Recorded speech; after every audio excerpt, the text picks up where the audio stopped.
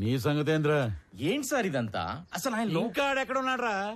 పెద్ద సత్యహరిచంద్రులా మాట్లాడుతున్నావు. మేం పవర్ లో ఉన్నా ఆ రామారావు గారిని చూసుకుని ఆఫీసు మొత్తం మమ్మల్ని పట్టించుకున్నారా? అందుకే అన్ని ట్రాన్స్ఫర్ చేయించి ఆ ప్లేస్ లో ఇన్ఛార్జ్ గా నేను తెచ్చుకుంది. నువ్వు చెప్పే బుర్ర కదలంటానికి కాదు, పెండింగ్ లో ఉన్న మా ఎన్ఓసీలు ఫైల్స్ క్లియర్ చేసి మా చేతిలో పెట్టడానికి. సార్, మీలాంటి వాళ్ళు ఎవరో కోర్టులో వేసిన కేసుల వల్లనే ఆయన ఇంకా రిలీవ్ అవ్వలేదు. అసలు ముందు మీరు రామారావు గారిని వాడు వీడు అనకండి సార్, నేను ఒప్పుకోను. ఒప్పుకోపోతే ఊరేసుకోరా. అయినా నువ్వేంట్రా కొత్తగా ఈ మధ్య పొద్దుతిరుగుడు పూల ఆడేపు తిరుగుతున్నావు? అంటే రామారావు గారితో పనిచేస్తే చాలు, ఎవడైనా సరే నిజాయితీ మాత్రం పుచ్చుకుంటారనమాట. ఇవన్నీ కాదురా, ఇప్పుడే ఫైల్స్ క్లియర్ చేయలేదనుకో, నిన్ను ఆఫీసుని మొత్తం తగలెట్టి బూడిచ్చేసి తీసుకెళ్దామని చెప్పి మంది మార్పులంతో వచ్చా. సార్ ఏంటి సార్ ఇదంతా? రే, ఆడ మీద పెట్రోల్ పోయండి. ఇప్పుడు అవుతారా పనులు? ఈ ఎడంకన్ను కొట్టుకున్నప్పుడల్లా నేను నేల కతుక్కున్నాను రా, ఏదో జరగబోతుంది.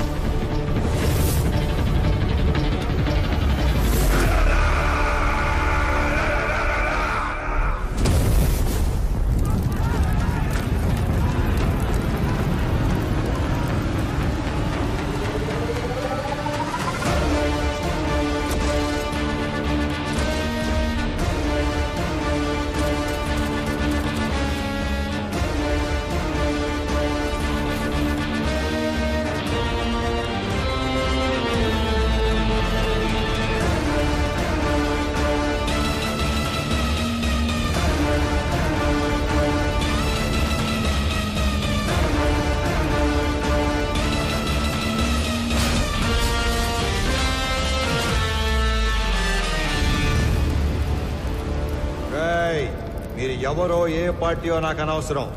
ఎవరైనా సరే అధికారంలో ఉన్నాం కదా అని కొండలు తవ్వేస్తాం, చెరువులు పూడి చేస్తాం, అడ్డంగా భూములు కొట్టేస్తామని దౌర్జన్యం చేద్దాం అనుకుంటే అవుట్ అవుట్.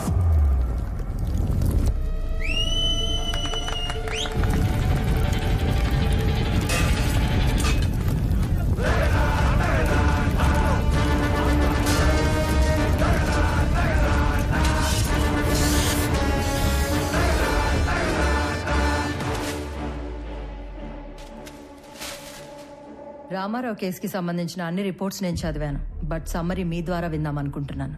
అఫ్ కోర్స్ యువరానో, మేము రామారావుకి సంబంధించిన అన్ని యాక్టివిటీస్, అతను పెట్టే ఖర్చులు, ప్రాసెస్ చేసిన ఫైల్స్ అన్ని ట్రాక్ చేసి చూశాక ఒకటి కన్క్లూడ్ చేయగలం. In simple words, mister Ramarao is highly controversial in his deeds but very calculative in his moves. మీరు అనుమతిస్తే Indo Japanese power project case తోటి ప్రారంభిస్తాను.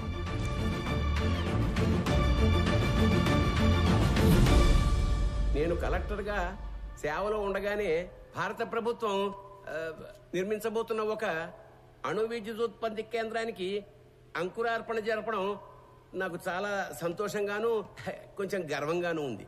మన ప్రభుత్వం చేసిన 3200 ఎకరాల భూసేకరణ ఈ విజయానికి కారణమైతే స్పెషల్ కలెక్టర్ రామారావు గారి చొరవ ఔన్నత్యం వల్లే ఇది సాధ్యమైంది అన్న సబబు.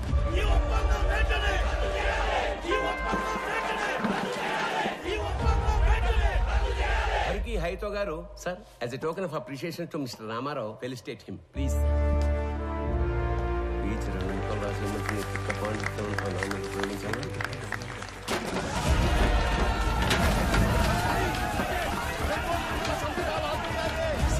ఏమైంది? వెనక్ గేట్ నుంచి కంపెనీ వాళ్ళు లోపలికి వచ్చినట్టు రైతులకు తెలిసిపోయింది సార్. అందరూ బార్కెట్ దాటి లోపలికి వచ్చేస్తున్నారు.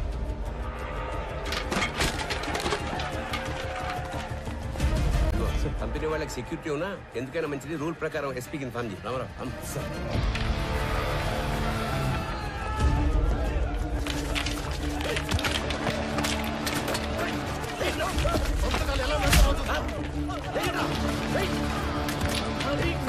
లోపలికి వెళ్ళండి. లోపల తీసుకెళ్ళండి.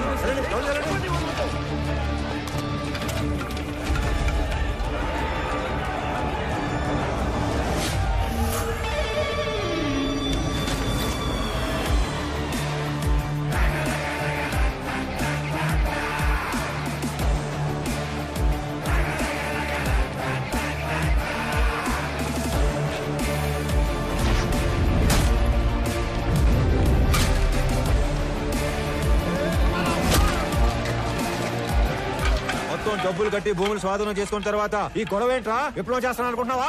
అవును, విప్లవమే.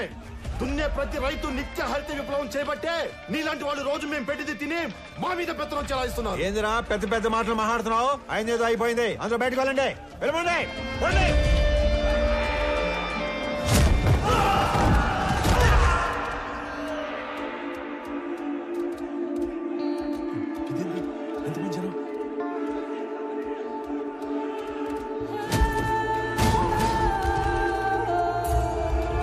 చూడండి, ఇది మనం ఊహించిన దానికంటే పెద్ద గందరగోళం అయ్యేలా ఉంది. వీళ్ళని మన వాళ్ళు కంట్రోల్ చేయలేకపోతున్నారు.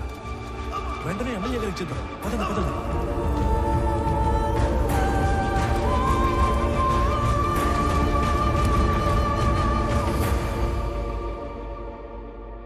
చూడు రామారావు, చేసిన పని లెటర్గా వేస్ట్ అయిపోయేలా ఉంది. చేయి దాటిపోకముందే ఈ ప్రాబ్లమ్ సాల్వ్ చేయమని పైనుంచి నాకు ఆర్డర్స్ వచ్చాయి. మీ నెత్తి మీద కట్టు, నా ఒంటి మీద దెబ్బలు, ఇంకా చేయి దాటకపోవటం ఏంటి సార్? మొత్తాన్ని లోపల నుంచి మన పని మనం చేసుకోవటమే. రైతులా సార్ వీళ్ళు? రౌడీలు. ఆయన నువ్వేంట్రా? సమస్య ఇంకా పెద్ద చేసేలా ఉన్నావు. వదులు. ఈ గొడవ ఇంకా పెద్దది. నేషనల్ ప్రెస్ ఎక్కితే ఈ వెంచర్ కి బ్రేక్స్ పడతాయి. అందుకే సెంట్రల్ మినిస్టర్ రంగంలోకి దిగి కాంప్రమైజ్ చేయమని. ఈ ప్రాజెక్ట్ లో మా హైకమాండ్ కి ఇండైరెక్ట్ గా షేర్ ఉందయ్యా. ఈ రోజు ఆ అగ్రిమెంట్ అవ్వకపోతే పార్టీలో నన్ను పక్కన పెట్టేస్తారు. సార్ లాస్ట్ మినిట్ లో ఇంత హంగామా చేసి బ్లాక్ మెయిల్ చేయడానికి వచ్చారు సార్ వీళ్ళు. రామారావు, మనం కొన్నది ఎకరం 7 నుంచి 8 వేలకి. కానీ ఎంఓయూలో ఎకరాకి 40,000 డిక్లేర్ చేశాం. అంటే రూపాయి పెట్టకుండా ఢిల్లీ హైకమాండ్ బినామీలకు 20%, మన గవర్నమెంట్ కి 30% షేర్ వస్తుంది. అందుకే కొంత అఫీషియల్ గా కొంత అన్అఫీషియల్ గా డబ్బిచ్చి రైతులను ఒప్పించి ఇష్యూ క్లోజ్ చేద్దాం అనుకుంటున్నాం. నువ్వు ఇంటికెళ్ళు, రైతులతో మేం మాట్లాడతాం. నువ్వుంటే కోపాలు ఇంకా పెరుగుతాయి. నువ్వు వెళ్ళు రామారావు. ఆ రోజు అర్ధాంతరంగా రామారావుని ఇంటికి పంపించి రైతులందరికీ ఎకరానికి 20,000కు పైగా డబ్బు కట్టి ఎంఓయూను ముగించారు. కొన్ని రోజుల తర్వాత ఎమ్మెల్యే సత్యనారాయణ గారికి రామారావు మీద అనుమానం వచ్చింది. ఎంఓయూలోని కాన్ఫిడెన్షియల్ రేట్స్ రైతులకు చెప్పి వాళ్లను రెచ్చగొట్టి రామారావే తిరుగుబాటు చేయించాడని కేసు పెట్టారు. అనుకున్న దానికన్నా ఎక్కువగా రైతులకు చెల్లించిన 7 కోట్ల రూపాయల పరిహారంలో రామారావు కమిషన్ తీసుకున్నాడని కూడా కేసు పెట్టారు.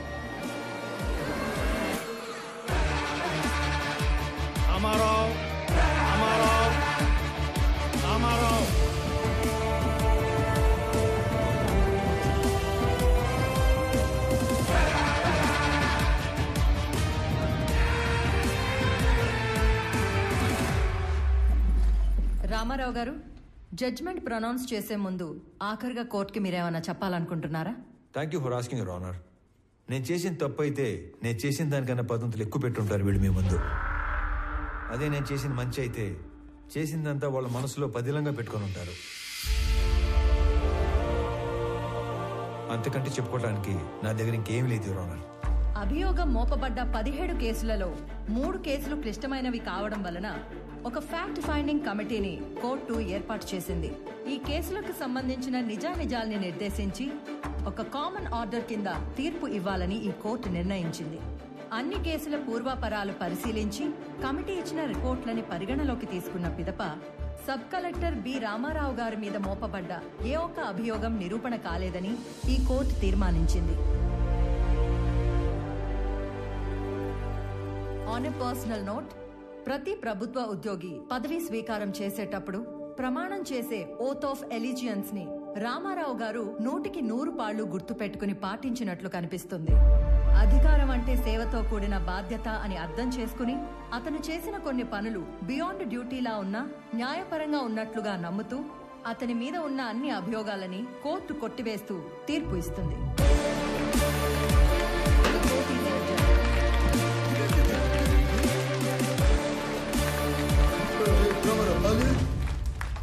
కోర్టు నుంచి తప్పించుకోగలమేమో కానీ నా నుంచి తప్పించుకోలేవు. నేను ఎంత తోతా. ఆ నవ్వుకు అర్థమైందిరా. మీకెంత జరిగినా మర్చిపోతూనే ఉంటారే. అతని నవ్వుకి 4 అర్థాలు ఉంటాయి, చేసే పనికి 10 అర్థాలు ఉంటాయి. ఒక చాణుక్యుణ్ణి, ఒక క్షత్రుణ్ణి కలిసి సమపాళ్లలో ఊహించుకోండి, అతనే రామారావు.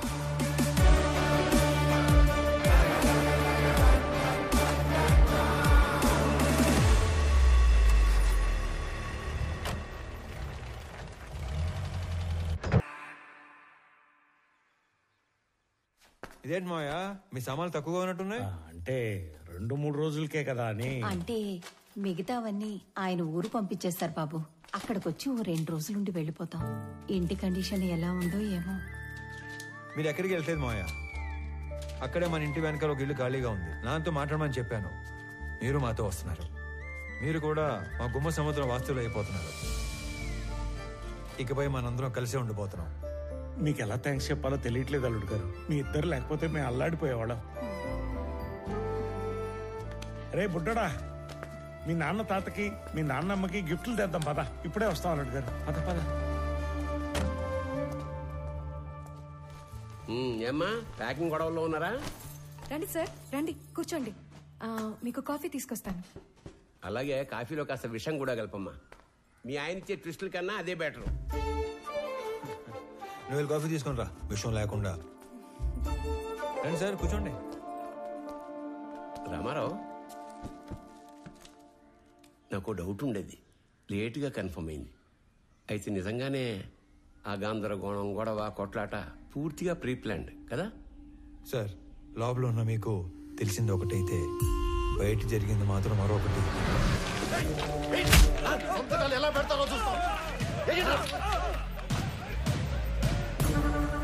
నేను సిచ్యువేషన్ ని కంట్రోల్లో తీసుకొచ్చే టైంలో కంపెనీ సెక్యూరిటీ వేషంలో ఉన్న ఎమ్మెల్యే మనుషులు అత్యుత్సాహం చూపించారు.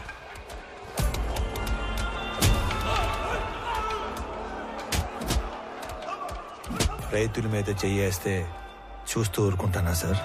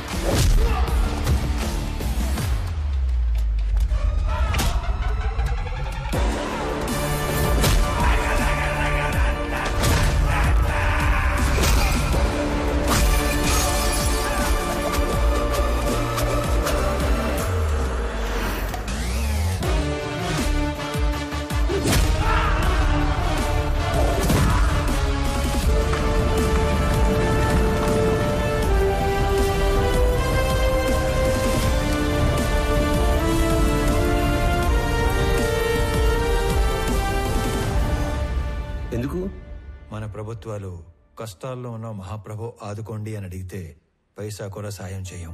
అదే నష్టపరిహారం అయితే లక్షలు ఇస్తాం. అందుకు పని చేయడానికి లంచం తీసుకునే వాళ్ళని చూశాను, పని చేయకుండా ఉండడానికి లంచం తీసుకునేవాడిని చూశాను.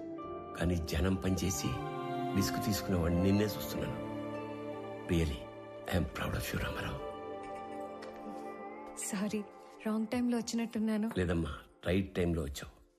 ఈ ఆయన మెరుపు లాంటి వాడు, శబ్దం లేకుండా వెలుగునిచ్చే రకం. సొంత ఊరికి వెళ్ళాక కూడా అతన్ని అలాగే మెరవనివ్వండి. మీ ఆయనకి ఇడియోపతిక్ ఇన్సోమ్నియా, అంటే చేసే పని పూర్తిగా పూర్తయ్యే వరకు నిద్ర పట్టదు. అతన్ని నిద్రపుచ్చే ప్రయత్నం చేయొద్దు. అతను మెలుగుగా ఉండడం జనానికి చాలా అవసరం. ట్రాన్స్ఫర్ ఆపలేకపోయాను, sorry. I'm going to miss a revolutionary officer.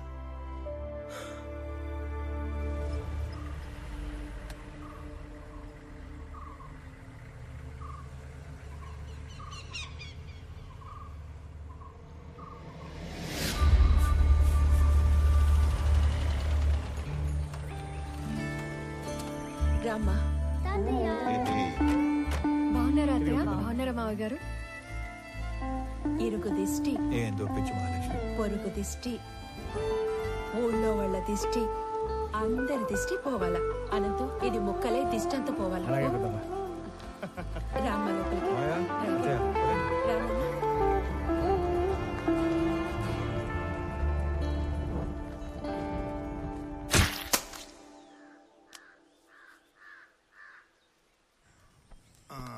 Ramarao, పిల్లప్పటి నుంచి మీ నాయన నేను సావాసగాళం. అవకాశం వచ్చింది కాబట్టి చెప్తున్నా ప్రసాదరావు, మీ ఓడికి ట్రాన్స్ఫర్ అయ్యి ఆఫీసర్ గా మనం ఊరికి రావటం వలన మన వాళ్ళకి ఎంత లాభమో తెలుసా? ఏ గమనం ఉండవయ్యా, ఛాన్స్ దొరికిందని సన్మాన సభ పెట్టబాకు. వాడికి ఆనంద్ ఎట్లున్నావు? గురుగారు తాగండి, హ్యాపీగా కూర్చొని. నువ్వు తాగుతావా? సర్లే, అబ్బోడు పండగ అయినాక డ్యూటీలో జాయిన్ అవుతాడు.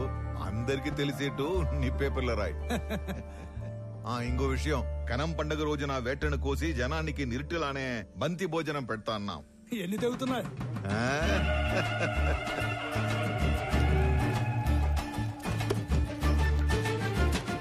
అనంత్, దుడ్డికి నీకు అంత లంకే ఉండదబ్బా. మటన్ కొట్టు సీనా అని పిలిస్తే సలపాగా నరికేటోడే. ఇప్పుడేమి తొందరైనదా? నాకి 3 తలలు అలాకాగా నరికినానా లేదా? ఏంటమ్మా, బాగున్నావా? బాగున్నానండి. చాలరాపా, ఆ చేతితో ప్రసాదం తీసుకుని రెండో చేసి ఆపుతా ఉన్నావు. ఇచ్చే ఈ పెద్ద ఆయన ఎవరో బయటూరి మనుషులా ఉన్నాడు. ప్రశాంత్ బాబు. రే అనంతు, మన వియ్యంకులు పెద్దమ్మ ఇంకా ఇంటి కాడిని అరువులు చేస్తా ఉండారేమో, పోయి తొలగరా పో. వంటోళ్ళకి దుడ్లు ఇచ్చేసి ఉరకలాడతా పెద్ద. ఏందిరా ఎప్పుడు డబ్బు డబ్బు. ఇది ఇంకా మారలేదు. ఏంది రోయ్ పెట్టి చేస్తా ఉండారు? సిఐసార్ సంగతి మరుచావా? ఆయన ఇగ్గానే తెలిస్తే కాల్చి పడేస్తాడు. సార్ మేముగా ఈ తూరు వచ్చే కయ్యలేదు సార్. మీరు గాని బలమందం పెట్టినారో ఆ మీట పెద్ద తంపు అవుతుంది. ఏంద్రో మొడుచుకొని మాట్లాడుతున్నావు? పోలీసులు పళ్ళులోని కొడతాడారేంది? అక్కడ ఏం జరుగుతుంటాది? వస్తారా రారా? ఏందిరా శుభు? ఎలా సార్, ఏమైనాది? ఎందుకు కొడతా ఉంటారు? నీకేంద్రా చెప్పేది? నువ్వు పెద్ద పొడికివా? పో పో. నాకు చెప్పండి, నేను కొత్తగా వచ్చిన డిప్యూటీ కలెక్టర్ని, ఈ మండలం ఇన్ఛార్జ్ ఎంఆర్ఓని. అభి, నువ్వు చెప్పు, మిమ్మల్ని యాదానికి కొడుతున్నారు పోలీసులు? ఇదేం కొత్త కాదనా? ఏ పండగ వచ్చినా వాళ్ళ పార్టీ అయినా ఇలా సిఐ మమ్మల్ని 4 గుంజుకుని పోయి యాటకు పంపుతారు, వంట చేపిస్తారు. మాతో గొడ్డు చాకరీ చేపించుకొని పైసా కూలీయకుండా తరుముతారన్నా. ఏమన్నా మాకు పండగ ఉండదా ఏమి? చూడండి, వీళ్ళు యాడికి రారు. మీరు పోండి, లేదంటే మీ 4 మీద యాక్షన్ తీసుకోవాల్సి వస్తుంది. పదండ్రా, వెళ్ళి సేక్ చేద్దాం. జాగ్రత్త, వెళ్ళండి. ಕಬೀರ್ ಪೋರ್ಟ್ ಏಜೆಂಟ್ ಆಗಿ ಕೆಲಸ ಮಾಡ್ತಾಗೆ ಸರ್. అంటే పోర్ట్ నువ్వు ఆపరా స్వామి, పొదుగుకలు చెప్పిందే చెప్పగాక. అదే నాకు పెద్ద కష్టమైన పనేం కాదు. అవేమైనా అగ్గిపుల్లే ఏంది గుట్టుగా పెట్టిలో దాచిపెట్టుకోవడానికి? 450 టన్నుల మాలు, పెద్ద పెద్ద కంటైనర్లు నా డెగకను దాచిపెట్టడం అంత తేలికేం కాదు. నువ్వు ఉండరా స్వామి, పెద్ద మనిషి మాట్లాడలా. పోయి నీ బాసుకు చెప్పు, మాల్ కనిపెట్టి కబురు పెడతాను. ಹೋಗು. ಆಯ್ತು ಸರ್. ఇప్పుడు చెప్పు సార్. ఆ కుర్రాళ్ళని తీసుకుని వస్తుంటే మన పైన ఎవరు యాక్షన్ తీసుకుంటా అంటున్నారు సార్. నువ్వే చేస్తా ఉండవు? ఆర్ఎంపీ ప్రాక్టీస్ చేస్తా ఉండానా? ఎట్లుండదు నీ ప్రాక్టీస్? ఏదో మట్టసంగా పోతా ఉండాదినా. అగ్గువగా వైద్యం అందిస్తా ఉండాను, అదొక సాటిస్ఫాక్షన్. సరేనా, నీతో ఏదైనా పని పడితే టైం చూసుకొని వస్తాను. ఎవడురా వాడు ఇందాక యాక్షన్ తీసుకుంటా ఉంది? నా యాళ్ళు లాగి పీకాల్సిన పనిచ్చి లగెత్తుకుని వచ్చారు. వెతకండి రా వాడిని, పట్టుకురండి. మనం పట్టుకొచ్చే పని లేదు సార్, ఆయన్నే వస్తున్నాడు. ఎడా అతనే సారు.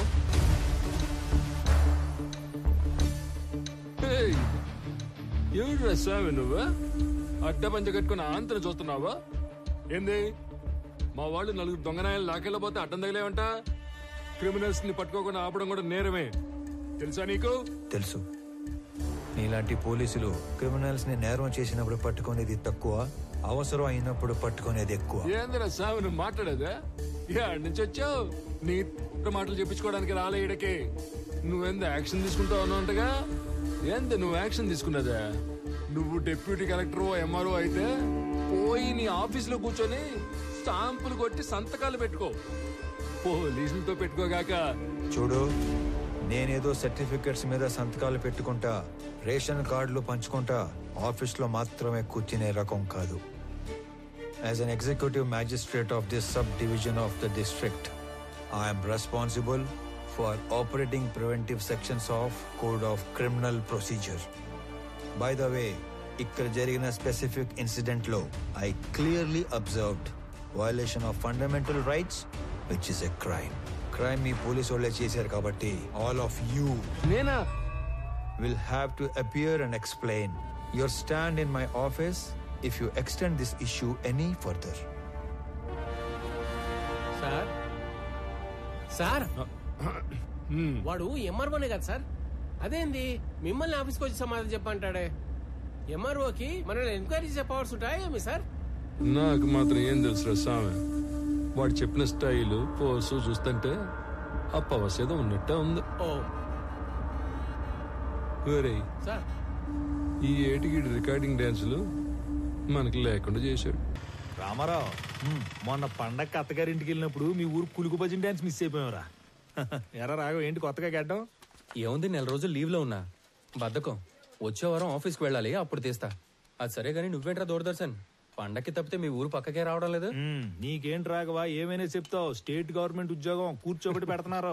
మా పరిస్థితి దొరకట్లా లేదురా. చాలా ప్రైవేట్ ఛానల్స్ వచ్చేస్తున్నాయి. మేం గట్టిగా కష్టపడకపోతే నిలబడటం కష్టం. గంగాధర్, నువ్వు ఎంత కష్టపడ్డా నిలబడటం కష్టమే. ఆల్రెడీ జెమిని టీవీ, ఈటీవీ అని ప్రైవేట్ ఛానల్స్ టౌన్ల వరకు వచ్చేసాయి. నెక్స్ట్ ఇంకా ఊళ్ళకే. నానా సలీం, మీరు కష్టపడకపోయినా అంతే. సెల్ ఫోన్ టెక్నాలజీ చాలా స్పీడ్ గా వచ్చేస్తుంది. నియర్ ఫ్యూచర్ లో మీ ల్యాండ్ ఫోన్లు అన్ని మాయమే. అందుకే మేమంతా కష్టపడి మా డిపార్ట్మెంట్ నిలబెడతాం. అబ్బో, చానాలకి చిన్ననాటి స్నేహితులంతా ఒకే చోట చేరారే. ఏంటి రామారావు, మన ఊరికి ట్రాన్స్ఫర్ చేసిన తర్వాత చేతులు కట్టేసినట్టు ఉండదా? ఇక్కడ నువ్వు సాల్వ్ చేయడానికి పెద్ద సమస్యలు లేవు, అలాగని నువ్వు చేయడానికి పనులు లేవు. డ్యూటీలో ఎప్పుడు జాయిన్ అవుతుండవు? అయితే ఇంకా పనుంటే తప్ప రేపటి నుంచి కనపడరా.